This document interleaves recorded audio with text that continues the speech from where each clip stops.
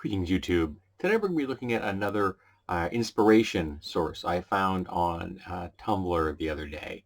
And it is actually being framed as Oregon Forest Gothic, though it could be used as inspiration for any kind of a campaign that you're going to run that has some kind of a creepy, vaguely supernatural element to it, which fits quite nicely into most people's um, gaming if you're doing Cthulhu or D&D or any kind of high fantasy or even squishy real world kind of stuff. So Gothic has a certain haunting aspect to it. And these are some excellent examples. Moss covers everything. Don't ask exactly what it covers.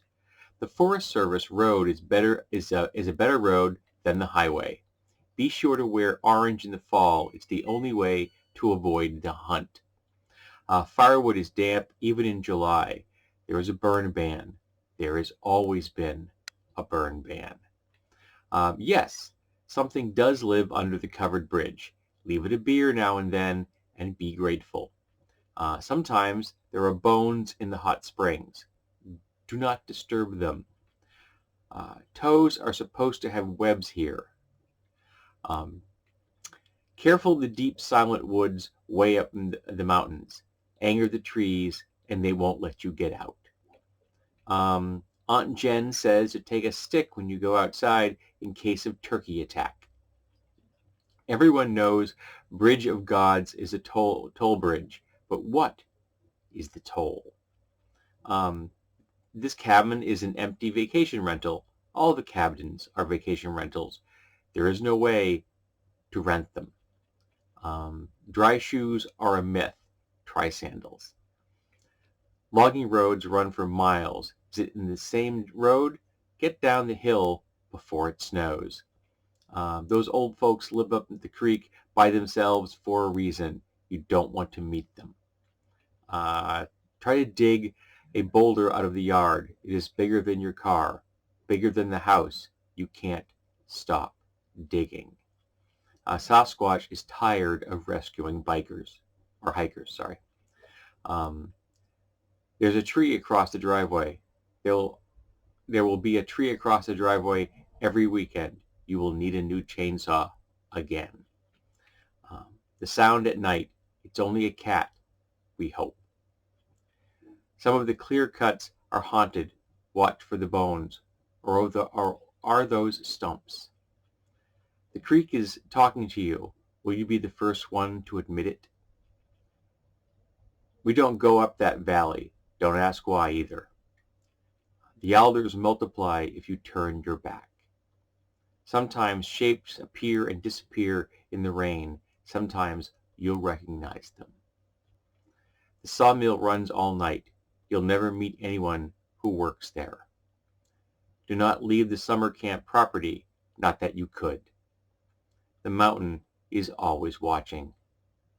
Always. Now, obviously, some of these could be used together, and some of them, while at first blush, may not seem particularly fantasy-like, but like a sawmill, sawmills existed prior to the age of electricity. You have to remember that water-powered tools are an 18th century or even earlier. Romans had water-powered tools.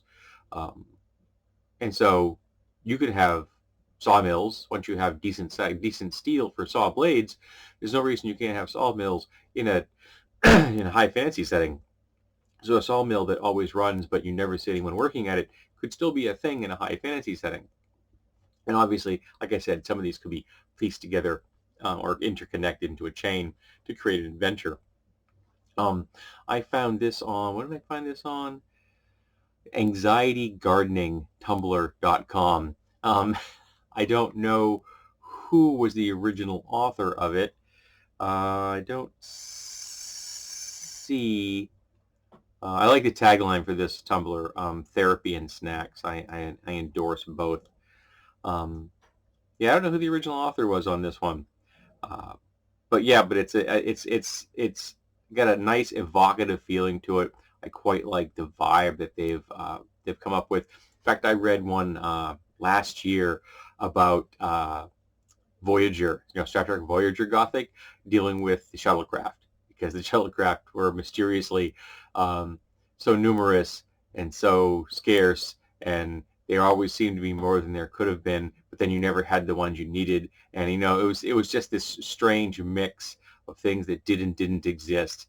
And so somebody wrote this Gothic concept list like this all about the Voyager shuttlecrafts. So if you ever want to find that, you'd probably do a search for it. But I found it quite entertaining as well.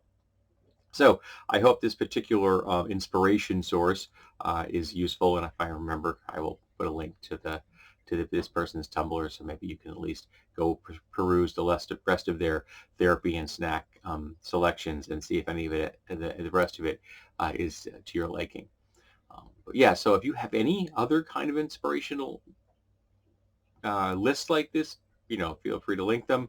Or if you'd like to add to this particular one, certain kind of, forest Gothic ideas, let's get a chain going and see if we can come up with some of our own ideas.